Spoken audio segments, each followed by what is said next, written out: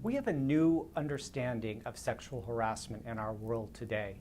We are now perceiving sexual harassment in a much broader way, as it has become understood to be far more prolific than we ever thought possible.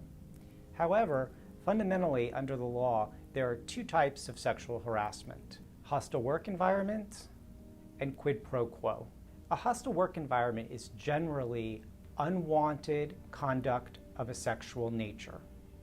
Unwanted means you don't desire it, you find it offensive, and or you didn't consent to it. Sexual nature is harder to define, particularly in today's media explosion of Me Too and a wider understanding of sexual harassment. But in general, of a sexual nature involves innuendo or explicit references to conduct about, verbal discussions of sex. Quid pro quo, the second category, is easier to define and involves the request for sex in exchange for a favor.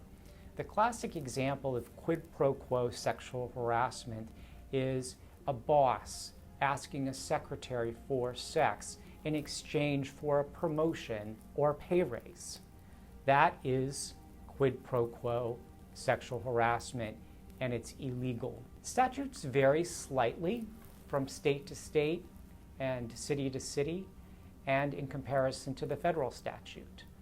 So, for example, in the city of New York, sexual harassment is viewed in a slightly different way than under the federal law. Consult an attorney for more details on the nuances and subtle differences of hostile work environment under the broader umbrella of sexual harassment. If you believe you're the victim of sexual harassment, you must immediately tell your employer. That means your boss's boss, someone in the human resource department, a helpline, the CEO, anybody in management, or anybody senior to you who can hear your complaint.